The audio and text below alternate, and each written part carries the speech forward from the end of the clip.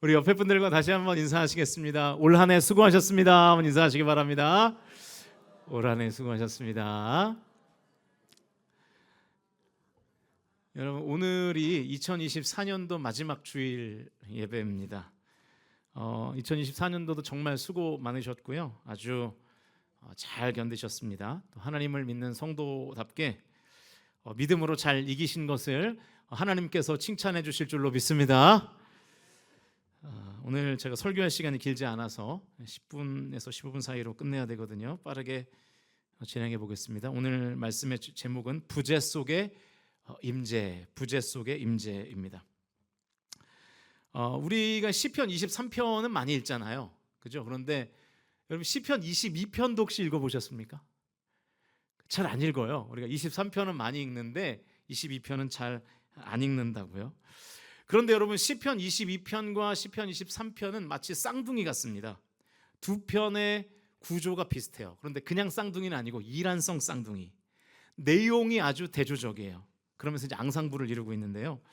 왜냐하면 이 시편 22편도 다윗의 시고요. 시편 23편도 다윗의 시입니다. 두 시의 저자가 한 사람이에요. 그러니까 비유적으로 말하면 엄마가 같은 거예요. 자식이 다르고. 내용이 아주 대조적입니다. 시편 22편 1절 말씀 읽어보시죠. 시작.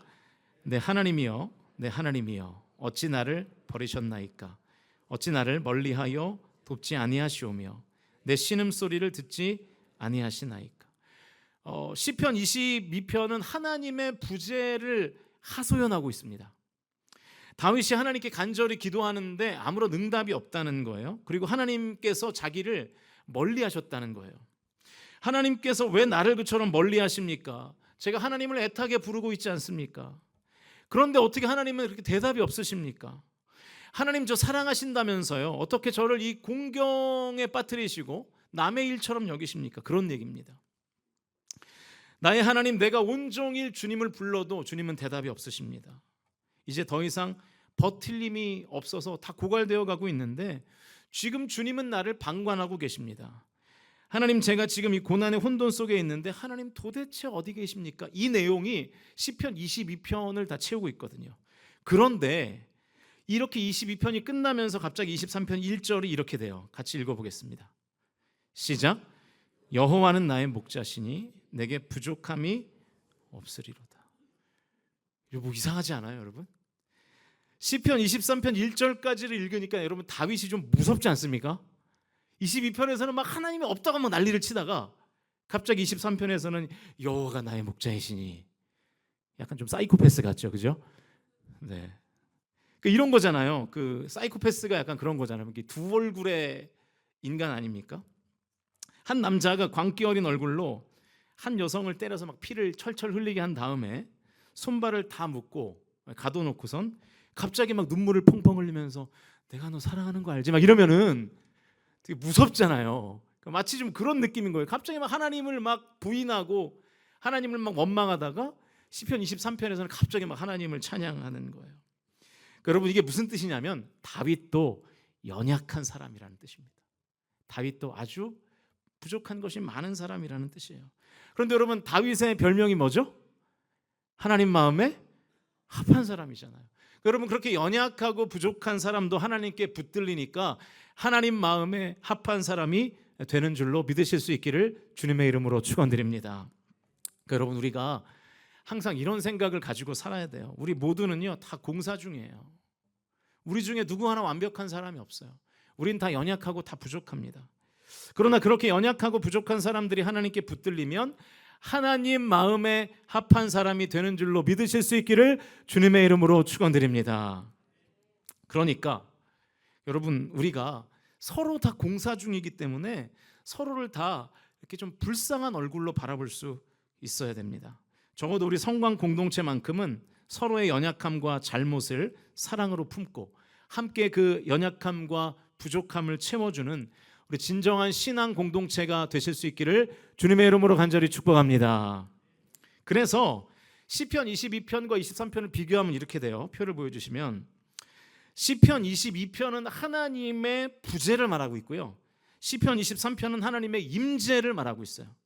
시편 22편은 하나님의 부재를 탄식하고 있고, 시편 23편은 하나님의 임재에 탄성하고 있어요. 그러니까 찬양하고 있는 거죠.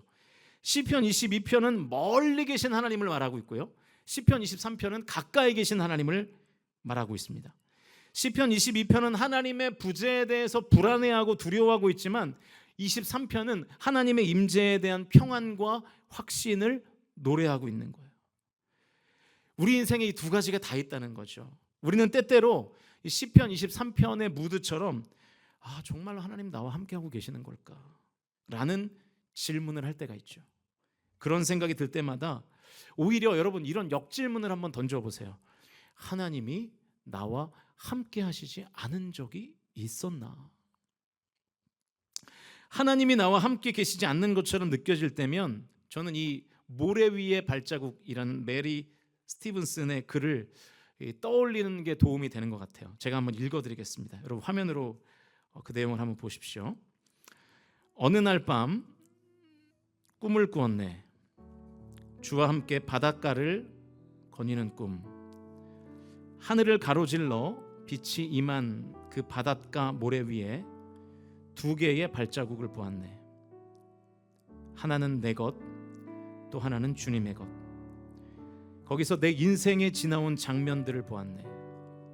마지막 내 발자국이 멈추어진 곳에서 내 삶에 지나온 길을 돌이켜 봤을 때 자주 내 삶의 길에 오직 하나의 발자국만 보았네.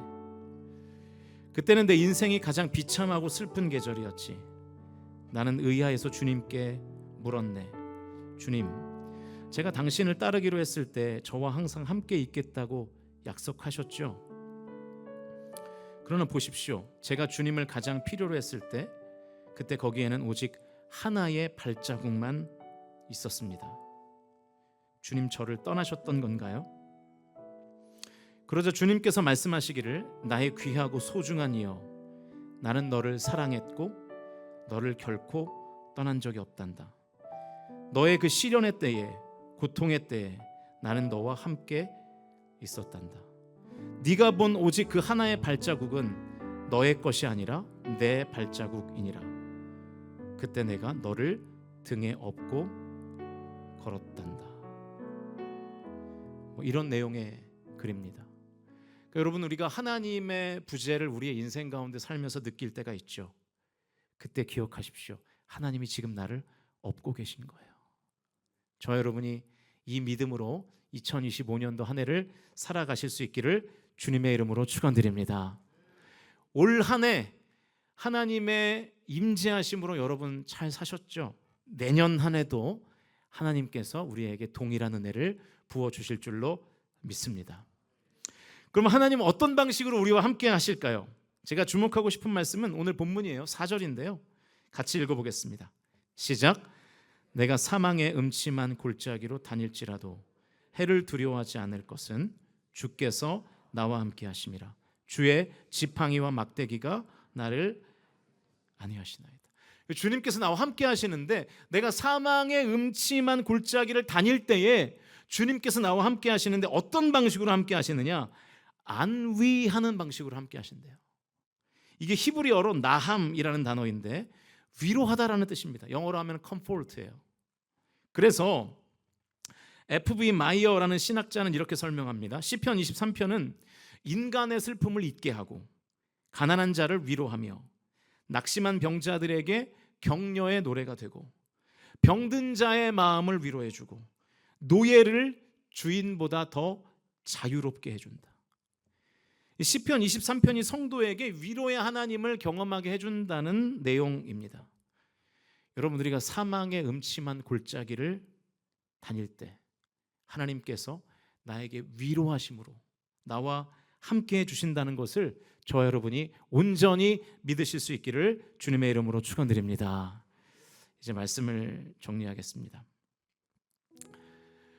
여러분, 사람이 언제 포기할까요? 우리는 이렇게 생각해요. 고난의 강도가 약하면 사람은 포기하지 않고 고난의 강도가 세면 사람이 포기할 것이다. 근데 그렇지 않습니다. 고난의 강도가 아무리 약해도 위로가 없으면 사람은 무너지고요. 고난의 강도가 아무리 강해도 위로가 있으면 그 사람이 견디는 거예요.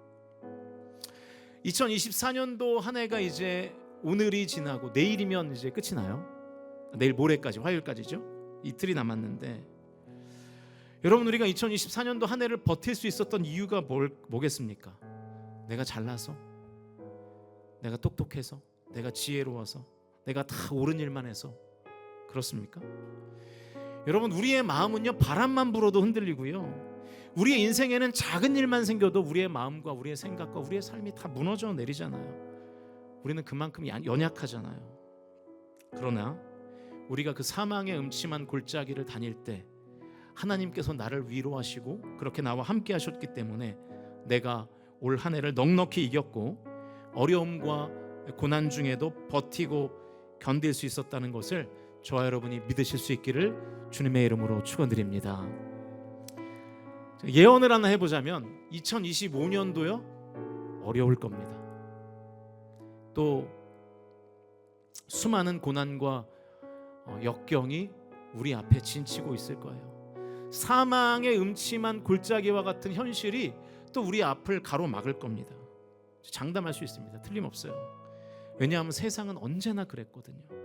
사단은 언제나 우리를 삼켜 먹으려고 노리고 있잖아요. 그러나 하나님의 위로하심이 우리 가운데 임하면 사망의 음침한 골짜기와 같은 그 모든 고난과 역경을 우리는 또 버티게 될 것이고 견디게 될 것이고 넉넉히 이기게 될 줄로 믿으실 수 있기를 주님의 이름으로 간절히 축원드립니다. 그리고 여러분, 2025년도에도 꼭 기억하세요. 내 느낌에는 하나님이 지금 나와 함께 하시지 않는 것 같을 때가 있어요. 시편 22편 같을 때가 있어요. 그러나 그럴 때에도, 그 부재를 느끼는 그 순간에도 하나님께서는 시편 23편처럼 나와 함께 하신다는 것을 믿으실 수 있기를 주님의 이름으로 부탁드립니다. 그리고 또 하나, 내가 하나님을 떠나서 하나님 곁에서 부재 중일 때에도 하나님은 절대로 나를 떠나시지 않고 항상 나와 함께 임재 중이라는 사실을 저 여러분이 확신하실 수 있기를 주님의 이름으로 간절히 축원드립니다.